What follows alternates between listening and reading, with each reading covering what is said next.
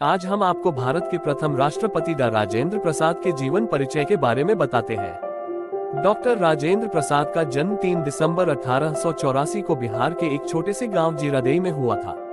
इनके पिता का नाम महादेव सहाय था व माता का नाम कमलेश्वरी देवी था। इनके पिता संस्कृत व फारसी भाषा के बहुत बड़े ज्ञानी थे, जबकि माता धार्मिक महिला थी। वे राजेंद्र प्रसाद को रामायण की कहानियां भी सुनाया करती थी। डॉक्टर प्रसाद का बाल विवाह 12 साल की उम्र में हो गया था। उनकी पत्नी का नाम राजवंशी देवी था।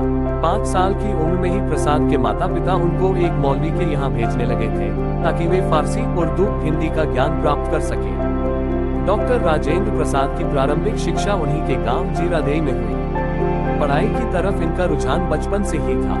अपने भाई महेंद्र प्रताप के साथ वे पटना के घोष अकेडमी में जाने लगे। इसके बाद यूनिवर्सिटी ऑफ कलकत्ता में प्रवेश के लिए परीक्षा दी, जिसमें वे बहुत अच्छे नंबर से पास हुए, जिसके बाद उन्हें हर महीने 30 रुपए की स्कॉलरशिप मिलने लगी। उनके गांव से पहली बार किसी युवक ने कलकत्ता विश्वविद्यालय में प्रवेश पाने में सफलता प्राप्त की थी, जो निश्चित ही राजेंद्र प्रसाद और उनके परिवार के लिए गर्व की बात थी। 1902 में प्रसाद जी ने प्रेसिडेंसी कॉलेज में दाखिला लिया, जहां से इन्होंने स्नातक किया। 1907 में यूनिवर्सिटी ऑफ कलकत्ता से इकोनॉमिक्स में एमए किया। सन 1915 में कानून में मास्टर की डिग्री पूरी की, जिसके लिए उन्हें गोल्ड मेडल से सम्मानित किया गया। इसके बाद उन्होंने कानून में डॉक्टरेट की उपाधि भी प्राप्त की। इसके बाद पटना आकर वकालत करने लगे, जिससे इन्हें बहुत धन और नाम मिला। साथ ही सेवा, त्याग, देशभक्ति और स्वतंत्रता आंदोलन में अपने आप को पूरी तरह से होम कर दिया था। डॉक्टर राजेंद्र बाबू अत्यंत सरल और गंभीर प्रकृति के व्यक्ति थे। वे सभी वर्ग के लोगों से सामान्य व्यवहार रखते थे। उसके बाद राजनीति में डॉक्टर राजेंद्र प्रसाद ने पहला कदम रखा। बिहार में अंग्रेज सरकार के मिल के खेत थे। सरकार अपने मजदूर को उचित वेतन नहीं देती थी। 1917 में गांधी जी ने बिहार आकर इस समस्या को दूर करने की पहल की। उसी दौरान डॉक्टर प्रसाद गांधी जी से मिले। उनकी विचारधारा से वे बहुत प्रभावित हुए।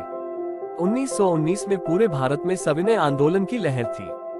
गांधी जी ने सभी स्कूल, सरकारी कार्यालयों का बहिष्कार करने की अपील की, जिसके बाद डॉक्टर प्रसाद ने अपनी नौकरी छोड़ दी। चंपारण आंदोलन के दौरान राजेंद्र प्रसाद गांधी जी के वफादार साथी बन गए थे। गांधी जी के प्रभाव में आने के बाद उन्होंने अपने पुराने और रूढ़िवादी विचारधारा का त्याग कर दिया और एक नई ऊर्जा के साथ स्वतंत्रता आंदोलन में भाग लिया। 1931 में कांग्रेस ने आंदोलन छेड़ दिया था। इस दौरान डॉक्टर प्रसाद को कई बार जेल जाना पड़ा। 1934 में उनको बंबई कांग्रेस का अध्यक्ष बनाया गया था। वे एक से अधिक बार अध्यक्ष बनाए गए। 1942 में भारत छोड़ो आंदोलन में इन्होंने भाग लिया, जिस दौरान वे गिरफ्तार हुए और नजरबंद रखा गया।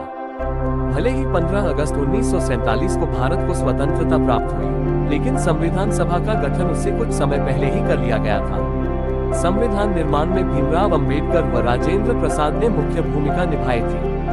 भारतीय संविधान समिति के अध्यक्ष डॉक्टर राजेंद्र प्रसाद चुने गए। संविधान पर हस्ताक्षर करके डॉक्टर प्रसाद ने ही इसे मान्यता दी। 26 जनवरी 1950 को भारत को डॉक्टर राजेंद्र प्रसाद के रूप में प्रथम राष्ट्रपति मिल गया।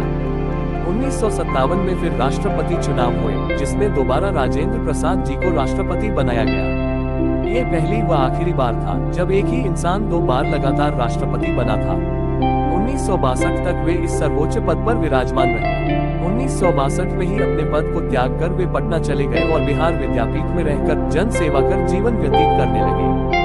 सन 1962 में अपने राजनीतिक और सामाजिक योगदान के लिए उन्हें भारत के सर्वश्रेष्ठ नागरिक सम्मान भारत रत्न से नवाजा गया। वे एक विद्वान, प्रतिभाशाली, दृढ़ निश्चयी और उदार दृष्टिकोण वाले व्यक्ति थे। 28 फरवरी 1963 को डॉक्टर प्रसाद का निधन हो गया। उनके जीवन से जुड़ी कई ऐसी घटनाएं हैं जो ये प्रमाणित करती है कि राजेंद्र प्रसाद बेहद दयालु और निर्मल स्वभाव के थे। भारतीय राजनीतिक इतिहास में उनकी छवि एक महान और विनम्र राष्ट्रपति थी। पटना में प्रसाद जी की याद में राजेंद्र स्मृति संग्रहालय का निर्माण कराया